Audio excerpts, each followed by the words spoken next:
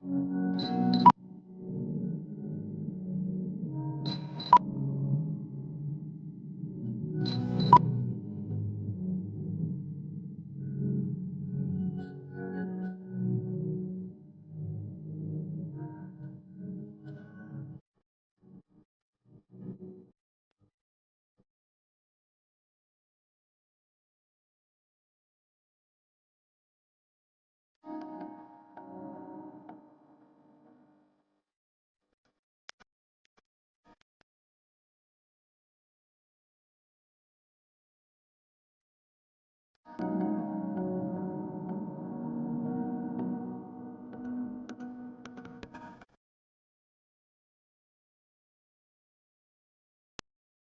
Friends, welcome to my channel. మేము ఈరోజు ఓదెల మల్లికార్జున స్వామి టెంపుల్కి వెళ్తున్నాము. ఇది హైదరాబాద్ నుంచి 200 కిలోమీటర్స్ల దూరంలో ఉంటుంది. సికింద్రాబాద్ నుంచి సిరిపూర్ కాగజ్నగర్ ఎక్స్ప్రెస్ ట్రైన్ 8:30కి ఉంటుంది. మేమైతే భువనగిరిలో 9 o'clockకి సిరిపూర్ కాగజ్నగర్ ఎక్స్ప్రెస్ ఎక్కాము. తర్వాత రాగిరిలో స్టాప్ ఉండదు, కావాలంటే ఆలేరులో స్టాప్ ఉంటుంది. ఆలేరు తర్వాత జనగాం వస్తుంది. జనగాం తర్వాత కాజీపేట్ జంక్షన్, తర్వాత ఉప్పల్, తర్వాత జమ్మికుంట, తర్వాత ఓదెల్. 2 hours జర్నీ పట్టింది. ఓదెలకు రావడానికి 12 o'clock అయ్యింది. 12 o'clockకి ఓదెల్లో దిగాము. దిగినాక టెంపుల్కి వెళ్ళడానికి 3 kilometers ఉంటుందంట ఓదెల రైల్వే స్టేషన్ నుంచి. మేమైతే ఒక ఆటో తీసుకొని వెళ్ళాము. ఆటో అయితే 150 rupees తీసుకున్నాడు. పెద్దపల్లి డిస్టిక్ కిందికి వస్తుంది ఓదెల. ఈ ఓదెల నుంచి 23 kilometers దూరంలో పెద్దపల్లి ఉంటుంది.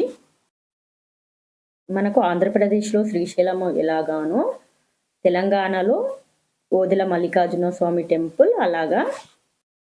టెంపుల్ దగ్గరికి అయితే వచ్చేసాము. చూడండి, చాలా చెట్లు ఉన్నాయి ఇక్కడ. ఈ చెట్ల కిందనే దేవుడికి బోనాలు వండి పెడతారు. ఆదివారం అయితే చాలా మంది జనం ఉంటారు. తెలంగాణలో ఫేమస్ అయిన మల్లన్న టెంపుల్స్లో ఈ టెంపుల్ కూడా ఒకటి. మనకు కొమరవెల్లి మల్లన్న లాగా, ఐలేని మల్లన్న లాగా ఈ ఓదెల మల్లన్న టెంపుల్ కూడా చాలా ఫేమస్. ఆంజనేయ స్వామి ఆలయం ఉంది. ఇక్కడ దర్శించుకొని కొంచెం ముందుకు వెళ్తే టెంపుల్ మనకు కనిపిస్తుంది. చూడండి,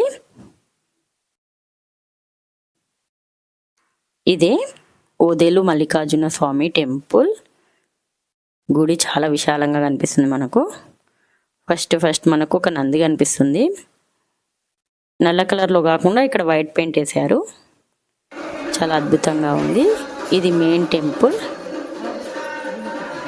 లోపల భ్రమరాంబ మరియు మల్లికార్జున స్వామి, మళ్ళీ కుమరవెల్లి మల్లన్న, మేడలమ్మ, కేతమ్మ సైతంగా ఉంటాడు. మీకు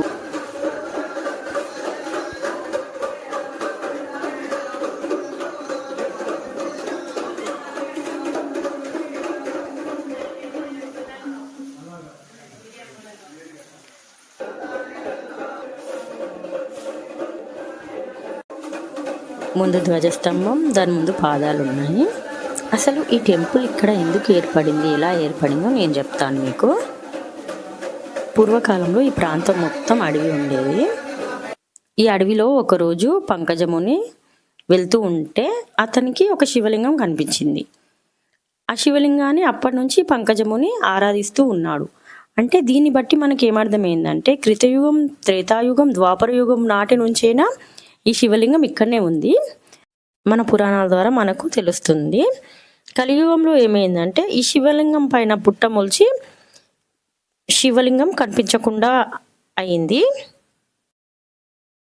చింతకుంటకు చెందిన ఓదేల్ అనే రైతు ఒకరోజు పొలం దున్నడానికి వచ్చాడు. అతను పొలం దున్నుతూ ఉంటే ఇక్కడ పుట్ట కనిపించింది. పుట్టనే కదా అనేసి దున్నేయాలని దున్నాడు. దున్నితే ఆ నాగలి అనేది శివలింగానికి తగిలి గాయమైంది.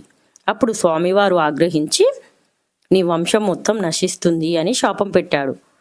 నేను కావాలని చేసింది కాదు అని వేడుకోగా స్వామివారు మోక్షం ప్రసాదించి అప్పటి నుంచి ఓదేలు మల్లికార్జున స్వామిగా పూజలు అందుకుంటున్నాడు.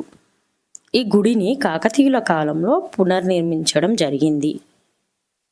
అప్పుడు పునర్నిర్మించిన గుడే ఇప్పటికీ చెక్కు చెదరకుండా ఉంది, చూడండి. శివలింగం యొక్క విశిష్టత ఏంటంటే, శివలింగానికి అప్పుడు ఓదేలు నాగలతో చేసిన గాయం అనేది ఇప్పటికీ శివలింగం పైన మనము చూడొచ్చు.